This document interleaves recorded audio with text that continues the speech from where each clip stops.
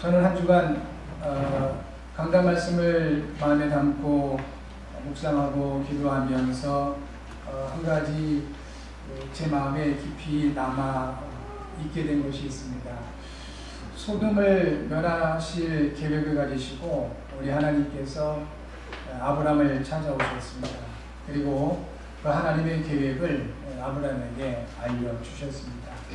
이 부분을 보면서 지금도 하나님은 믿음의 사람들, 언약의 사람들, 이 부분을 가지고 있는 사람들에게 하나님의 계획을 알리신다는 사실을 다시 한번 확인하게 되었습니다.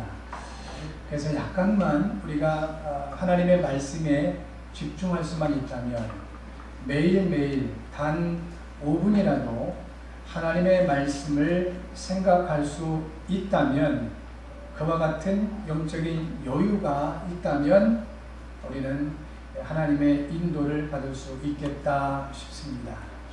특별히 살아있는 중직자 되신 성도님들과 또 우리 자라나는 후대들, 정말 이 부분이 필요할 것 같습니다.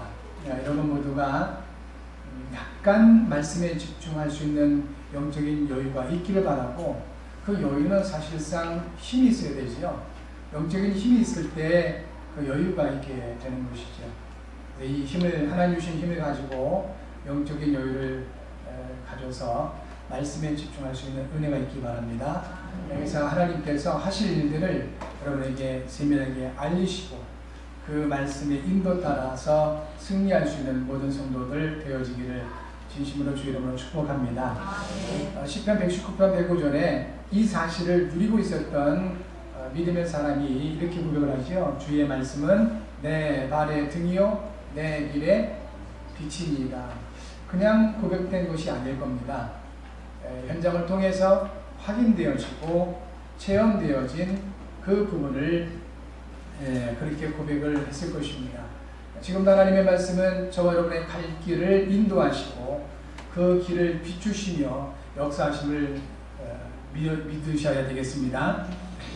그 두 번째가 제 마음에 남은 게 뭐냐면, 그 소돔 땅을 바라보면서 아브라함이 하나님께 간절하게 반복해서 질문하고 그리고 답을 구하게 됩니다.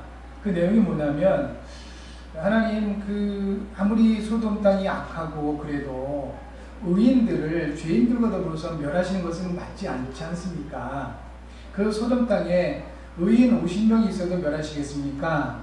하나님이 말씀하시기를 그렇지 않다. 45명이 있어도 멸하시겠습니까? 묻습니다. 하나님 답을 주시기를 그렇지 않다. 30명이 있어도요 멸하지 않겠다. 20명이 있으면 어떠하시겠습니까? 그래도 멸하지 않겠다. 아브라함이 마지막으로 묻습니다. 주님, 마지막으로 묻겠습니다. 10명이 있어도 소돔 땅을 멸하시겠습니까?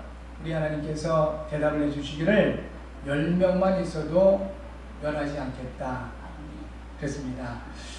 그때 그 아브라함의 심정이 제게 이렇게 담겨지는 것 같았습니다.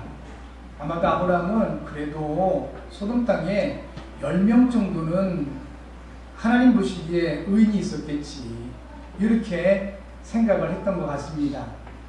그래도 수많은 사람이 살고 있었던 소돔 그 도시에 그래 10명 정도가 하나님을 믿는 사람이 없었겠냐라고 생각을 했을 것 같습니다.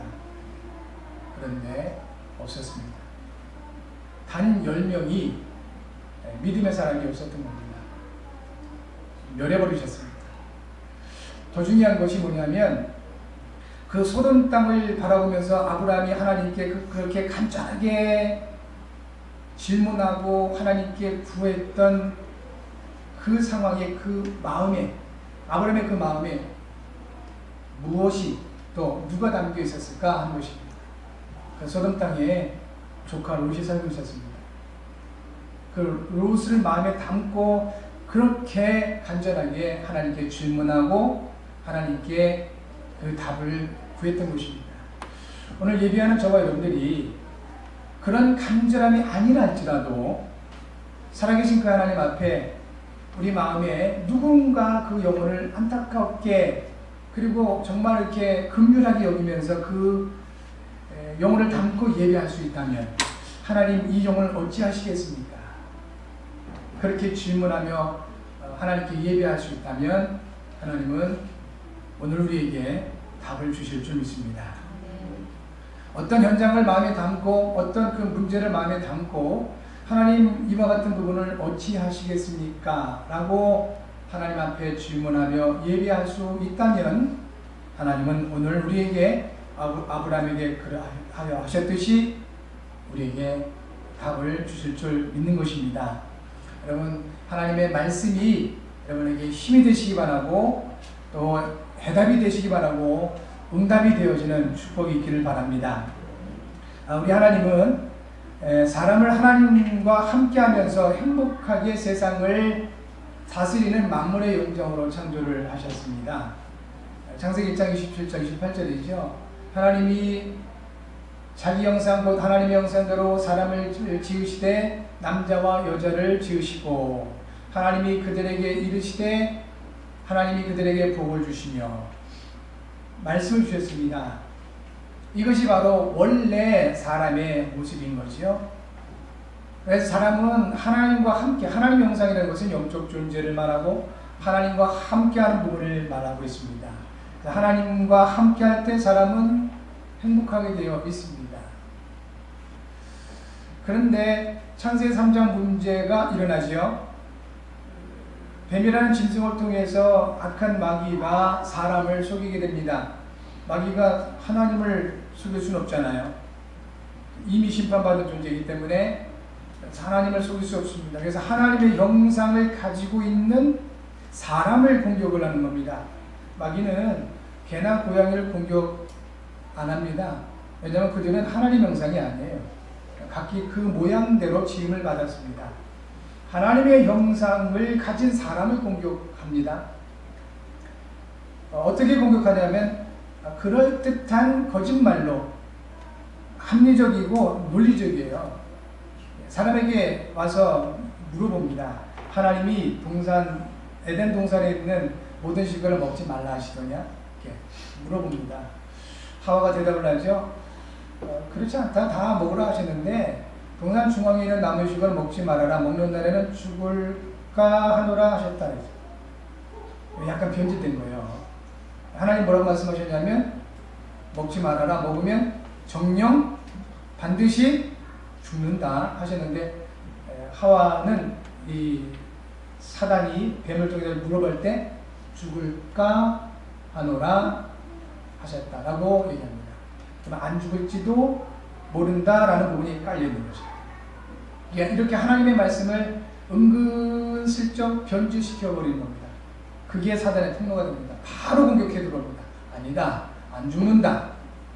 오히려 너희가 그 과실을 먹으면 선악을 알게 하는 나무의 실과를 먹으면 너희 눈이 밝아져서 오히려 하나님처럼 된다 라고 확실하게 이 불신앙을 심지요. 그리고 나서 그 열매를 보니까 전에는 그렇게도 관심을 끌지 않았던 선악을 알게 하는 나무의 열매였었는데 마귀의 공격을 받고 마귀가 주는 그 말을 마음에 담고 보니까 먹음직도 하고 보암직도 하고 지혜롭게 할 만큼 탐스럽게 되었더라. 뭔 얘기입니다. 그렇게 욕심이 훅 들어오면 그를 이길 수가 없다는 것이죠. 자, 이때 어떤 일이 벌어지냐면 하나님이 그들을 찾아와서 먼저 아담에게 묻습니다. 왜 먹었냐? 그때 아담이 하는 말입니다. 그것이 창세기 3장에 기록되어 있는데요. 3장 12절에 보니까 아담이 하나님께 대답을 하기를 하나님이 주셔서 나와 함께 하신 여자 그가 그 나무 열매를 내게 주므로 내가 먹었습니다. 이렇게 대답을 해요. 그러면 이 대답을 여러분 그냥 언뜻 들으시면 그렇다라고 하겠지만 잘 들어보세요. 하나님이 주셔서 나와 함께 하신 여자 그가 그 나무 열매를 내게 주므로 내가 먹었습니다. 그러면 누구를 탓하는 거예요? 결국은 하나님이 주셨다고 그러잖아요. 저 여자가 먹게 했어요. 근데 저 여자 하나님이 주신 거잖아요. 이게 하나님 탓을 합니다. 그런데 왜 이 말씀을 드리냐면 범죄하기 이전에, 타락하기 이전에 그 하와를 봤던 아담의 고백이 있습니다. 그게 창세기 2장 23절입니다. 그게 뭐냐면 아담이 하와를 만들어서 이렇게 하나님이 이끌어 가시니까 이는 내 뼈 중에 뼈요 살 중에 살이라. 이렇게 말합니다. 이렇게 하와를 보며 고백했던 그 아담이 범죄한 이후, 타락한 이후, 사단에게 속은 이후 뭐라고 말하냐면 하나님이 함께 하신 여자, 그가 그 나무 열매를 주므로 내가 먹었습니다. 내 탓 아니에요. 저 여자 탓이고 저 여자를 내게 주신 하나님 탓입니다. 이것이 인간의 타락입니다.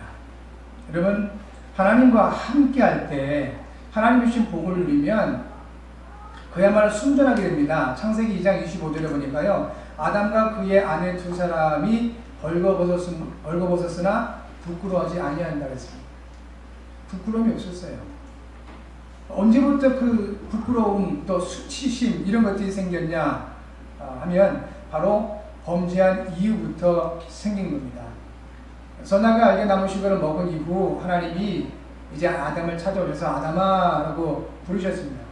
찾으신 거죠. 어디 있는지 모르셨겠어요? 근데 일부러 부르신 거죠. 그때 창세기 3장 10절에 보니까요, 아담이 하는 말입니다. 하나님의 소리를 듣고 내가 벗었으므로 두려워하여 숨었나이다. 그래요. 전혀 부끄러움도 없었고 두려움도 없었던 이 아담이 마귀에게 속아서 범죄하고 하나님을 떠난 이후 부끄러움이 생기고 두려움이 생긴 겁니다. 이것이 인간 타락의 모습이다 하는 것입니다. 여러분, 남자아이든 여자아이든 30살 정도까지만 돼도 아이들이 벌거벗어도 부끄러움을 모르잖아요. 그때 아이들의 특징을 아십니까? 그 3살, 4살짜리 벌거벗어도 부끄러움을 모르는 그 아이들은 일단 순진합니다. 순진해요. 아빠는 세상에서 가장 최고 전능자가 돼요. 그 아이에게는. 우리 엄마는 세상에서 가장 나를 아껴주고 사랑하는 그런 사람으로 비춰집니다. 그게 그 3살, 4살짜리의 아이들의 상태예요. 순전한 겁니다. 순전한 상태. 그렇습니다. 그렇게 우리가 이 부분을 놓쳐버리는 겁니다. 그런데 아이들이 자라나면 자라날수록 이제 알게 되죠. 엄마의 실태를 알게 되고 아빠의 상태가 보여지고, 그러면 점점 이제 불순하게 되고 오히려 이제 가볍게 여기게 되고 무시하게 되고 이런 거예요. 바로 이것이 인간의 타락입니다. 우리가 그리스도로 말미암아 하나님의 영상을 회복하게 되면 바로 이와 같이 창세기 1장 27절이 우리에게 회복되는 겁니다. 순전하게 됩니다. 그래서 범죄한 그 부분들, 연약한 부분들, 이러한 부분들이 우리에게 있어요.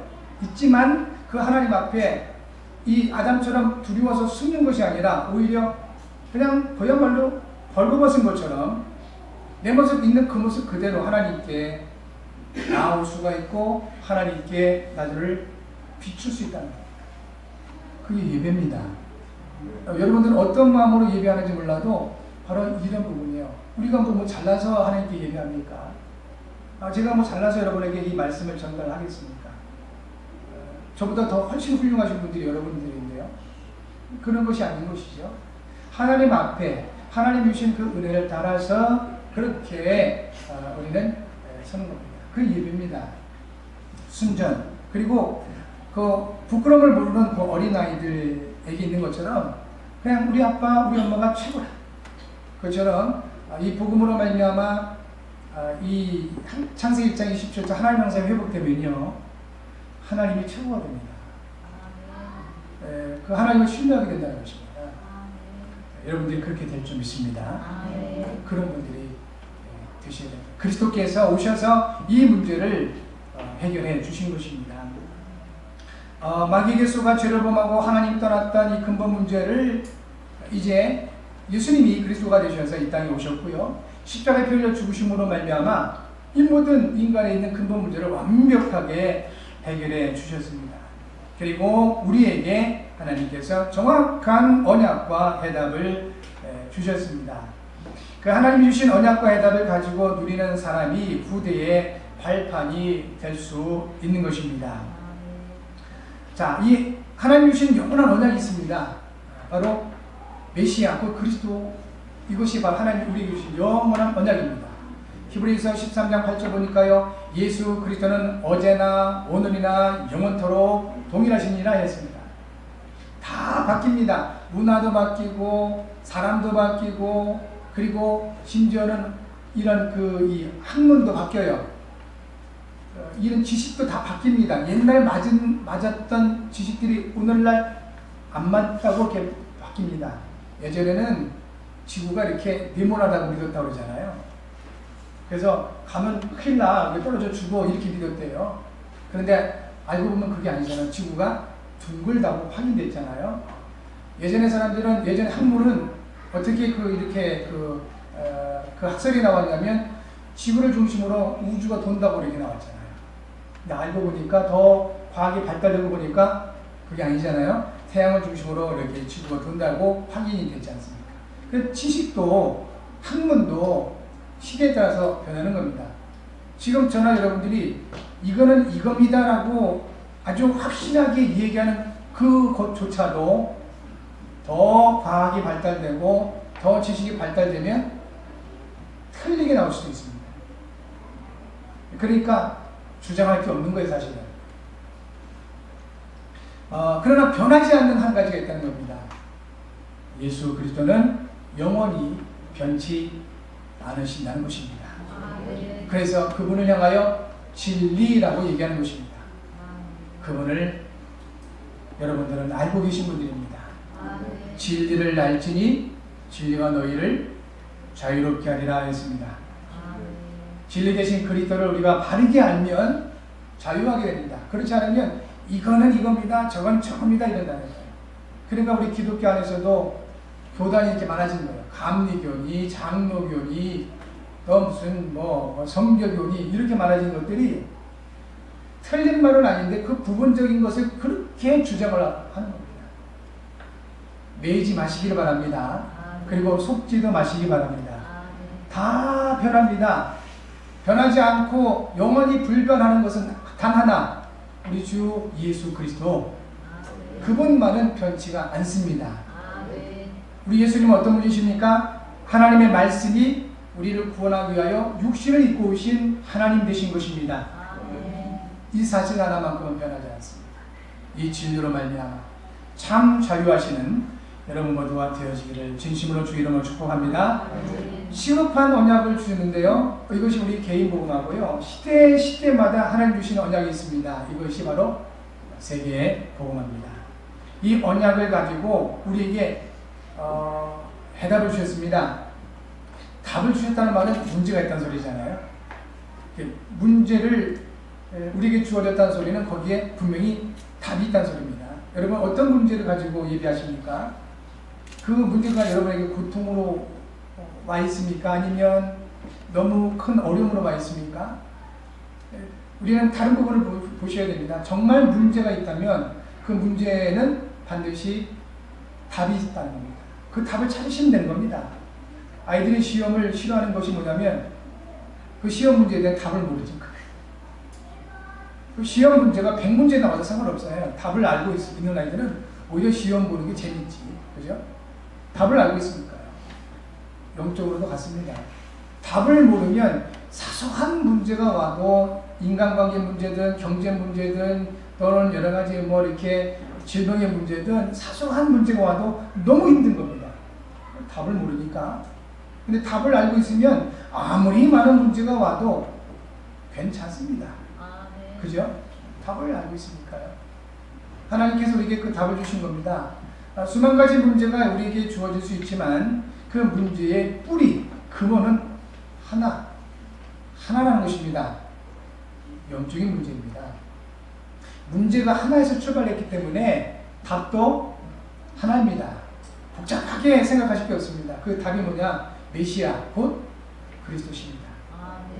근데 그분의 이름이 예수님이세요. 영어로는 지저스라고 해요. 그 러시아 말로는 예수를 이수스라고 합니다. 그러니까 발음이 문제가 아니에요. 어떤 사람들은 발음 때문에 그 여호와도 뭐 야훼니 뭐 또 뭐니 별나게 부르는데 그 하나님이 무슨 히브리 말만 알아들으십니까? 안 그래요. 다 알아들었어요. 우리 꼬마들 세계복음화를 위해서 기도해야 된다 그러니까 세계복음화 그래요.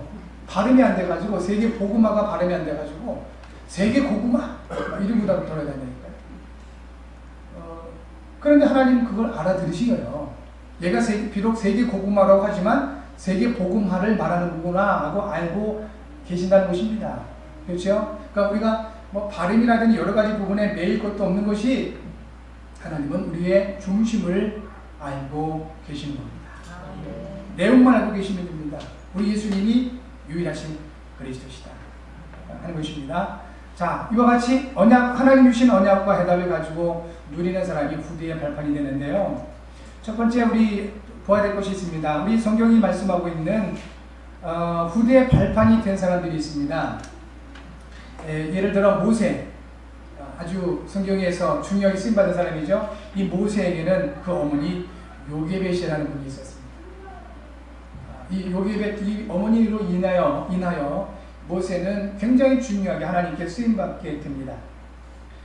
다윗에게는 사무엘이라는 그 선지자와 그리고 그의 아버지 이새라는 분이 있었습니다.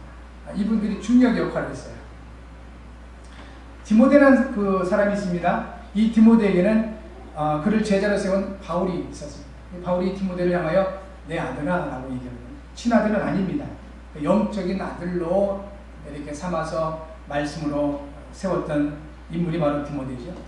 이와 같이 물론 어떤 사람이든 하나님이 선택하셨고 하나님이 양육하셨고 하나님이 세우셨지만 그 하나님이 사람을 쓰시는데 그 도구가 된 사람이 있어요.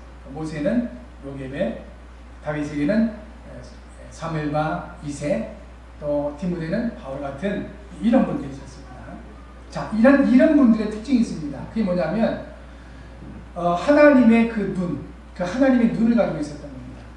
우리 하나님께서 이렇게 사람을 보실 때 상대적으로 보시지 않습니다. 쉽게 말하면 쟤는 저렇게 잘하고 저렇게 믿음도 좋고 그런데 너는 왜 그러냐 이러지 않으신다는 겁니다. 사람들이 실수하는 게 그거잖아요. 부모들, 우리 선생님들이 많이 실수하는 부분이 그거거든요. 여자분들 옆집 남편 보면서 아니 그 옆집 남편을 보니까 막 결혼기념일도 잘 챙기고 때마다 막 이렇게 그냥 선물도 갖다 주고 월급도 많이 갖다 주고 그런데 당신은 뭐 하는겨? 이런 식으로 상대적으로 보는 거거든요. 그래서 문제 오는 겁니다. 하나님 그렇게 보시지 않습니다. 한 사람 한 사람 그 자체로 소중하고 귀하게 보시고 계십니다. 저를 보면서 다른 어떤 분과 비교하면서 하나님이 저를 보시지 않고 나 있는 모습 그대로, 비록 내가 연약하고 비록 내가 부족하고 비록 내가 많이 모자라도 있는 모습 그대로를 하나님은 소중히 보신다 하는 것입니다. 이 후대를 세우신 분들의 공통점 중에 하나가 뭐냐면 사람을 그런 눈으로 봤다는 겁니다.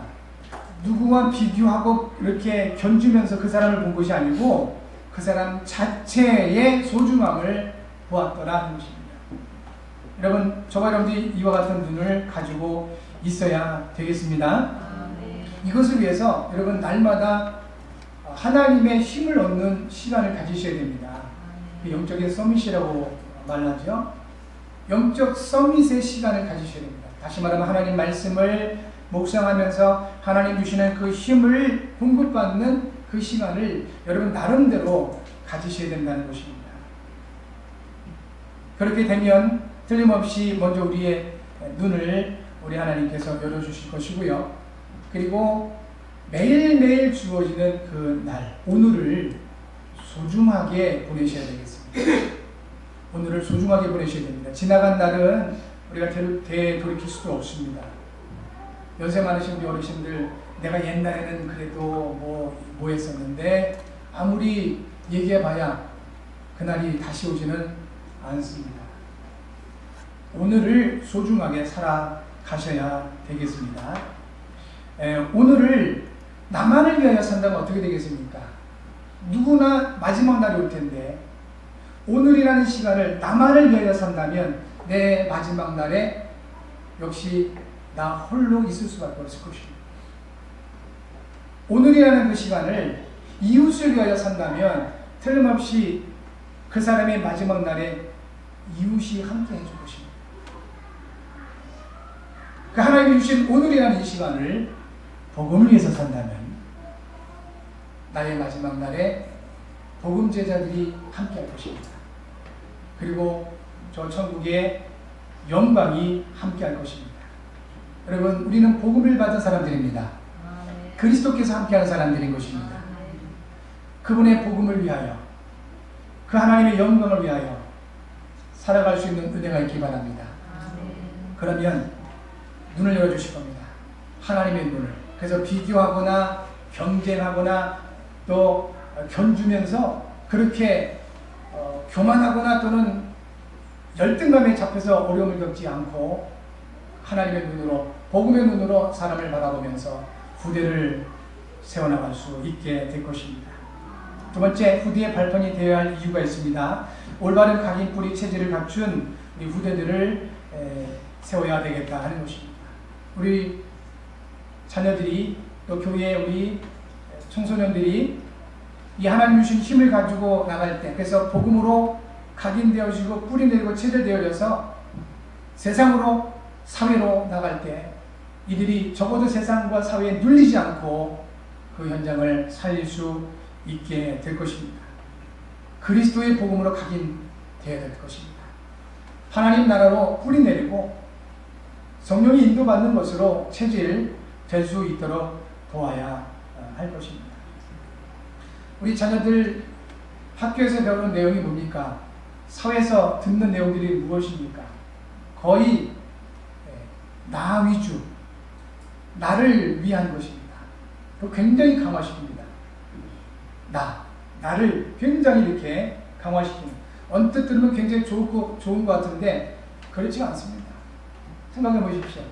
나만을 위해서 산다면 결국 그런 사람들이 모여있다면 사회가 어떻게 되겠습니까? 결국은 그 사회는 늘 다툼과 분열만 있을 수밖에 없는 것입니다. 남을 위하여 살아갈 수 있을 때 결국은 내가 손해보는 것 같지만 그 남이 또 나를 위해 줄 수 있는 그런 일들이 일어나게 되는 것입니다. 요한복음 13장 13부터 15절에 예수님께서 이렇게 말씀하십니다. 제자들의 발을 씻어주셨습니다. 그 세족식이라고 하는데요. 이렇게 말씀하십니다. 너희가 나를 선생이라 또는 주라 하니 그 말이 옳도다. 내가 그러하다.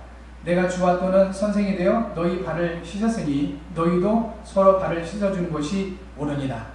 내가 너희에게 행한 것 같이 너희도 행하게 하기 위하여 본을 보였노라 했습니다. 예수님께서 주와 선생이 되셔서 그분이 제자들의 발을 씻어주는 것입니다. 그래서 지금도 무슨 세족식 한다고 발 씻겨주는 행사만 하는데 그게 중요한 게 아니고요. 발은 아무 때나 씻으면 되고, 하지만 왜 이 부분을 보이셨냐면 그 당시 그 세종노라는 게 있었답니다. 계급사회가 있었기 때문에 노예 중에 가장 그 천한 노예가 뭐냐면 발 씻겨주는, 그 당시에 이렇게 신발도 없고 그러니까 밖에 나갔다 들어오면, 주인이 들어오면 얼른 뛰어가서 일단 주인 발을 씻어주는 노예, 가장 천한 노예였다고 그래요. 그 노예 역할을 예수님이 친히 보여주신 겁니다. 제자들 발을 이렇게 가장 낮은 위치에 내려가셔서 제자들 섬긴 거죠. 그러시고 하신 말씀입니다. 내가 주와 선생이 되어 너희에게 이렇게 행했듯이 너희도 서로 그렇게 가장 낮은 자리에서 서로 섬기는 것이 옳다.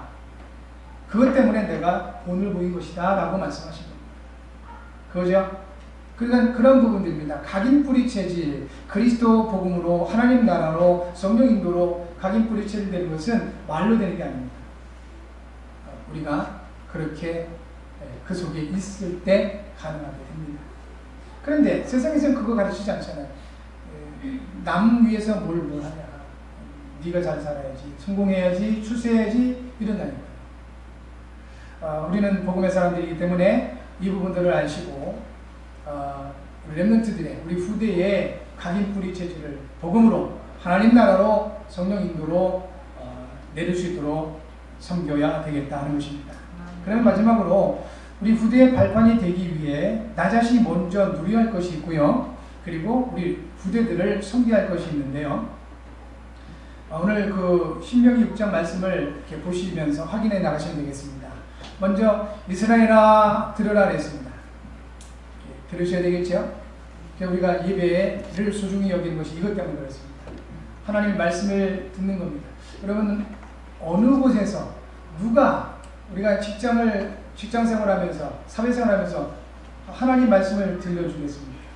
오히려 불신앙의 말을 들려주지요. 세상의 말을 들려주고요. 인간적인 말만 많이 들려주게 될 겁니다. 그러니까 우리는 일부러 시간과 장소를 정해놓고 하나님 말씀을 듣는 겁니다. 이스라엘아 들으라. 그렇습니다. 우리 하나님 여호와는 오직 유일하신 여호와시니 너는 마음을 다하고 뜻을 다하고 힘을 다하여 네 하나님 여호와를 사랑하라. 이게 중요한 부분이 뭡니까? 마음을 다하는 겁니까? 뜻을 다하는 것입니까? 이렇게 이런 부분은 서론적인 부분이고 중요하게 말씀하신 것은 뭐예요? 여호와 너의 하나님 여호와를 사랑하라. 하나님 사랑하셔야 되겠습니다. 그리고 하나님 사랑하시기 때문에 이렇게 예배를 드리신 줄 압니다. 그러면 과연 뭐가 하나님을 사랑하는 것이겠습니까? 요한복음 14장 15절에 예수님 말씀을 했습니다. 너희가 나를 사랑하면 내 계명을 지킬 것입니다.